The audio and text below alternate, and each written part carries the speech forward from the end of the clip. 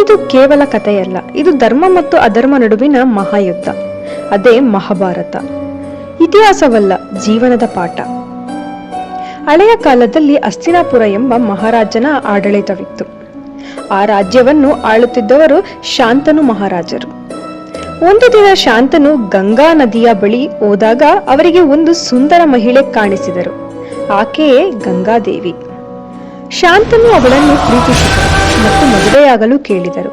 ಆದರೆ ಗಂಗಾದೇವಿ ಒಂದು ಷರತ್ತು ಇಟ್ಟರು. ನಾನು ಏನು ಮಾಡಿದರೂ ನೀನು ಪ್ರಶ್ನಿಸಬಾರದು ಎಂದು.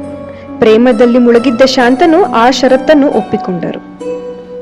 ಮದುವೆಯಾದ ನಂತರ ಗಂಗಾದೇವಿಗೆ ಮಕ್ಕಳು ಹುಟ್ಟಿದರು. ಆದರೆ ಪ್ರತಿಯೊಂದು ಮಗುವನ್ನು ಗಂಗಾ ನದಿಗೆ ಬಿಡುತ್ತಿದ್ದಳು. ಶಾಂತನು ನೋವಿನಿಂದ ಕಂಗಾಲಾದರು, ಆದರೆ ಮಾತು ಕೊಟ್ಟಿದ್ದರಿಂದ ಏನೂ ಕೇಳಲಿಲ್ಲ. 8ನೇ ಮಗುವನ್ನು ಕೂಡ ಗಂಗಾ ನದಿಗೆ ಬಿಡಲು ಹೊರಟಾಗ ಶಾಂತನು ಸಹಿಸಲು ಆಗಲಿಲ್ಲ. ಇದು ಏನು ಪಾಪ, ನೀನು ನನ್ನ ಮಕ್ಕಳನ್ನು ಯಾಕೆ ಕೊಲ್ಲುತ್ತಿದ್ದೀಯಾ ಎಂದು ಕೇಳಿದರು. ಅಷ್ಟರಲ್ಲೇ ಗಂಗಾ ತನ್ನ ನಿಜವಾದ ರೂಪವನ್ನು ತೋರಿಸಿ ಆ ಮಗುವನ್ನು ತೆಗೆದುಕೊಂಡು ಹೋದಳು. ಆ ಮಗುವೆ ಮುಂದೆ ಭೀಷ್ಮ ಪಿತಾಮಹ ಆಗಿ ಪ್ರಸಿದ್ಧರಾದರು. ಅವರ ನಿಜವಾದ ಹೆಸರು ದೇವರಥ.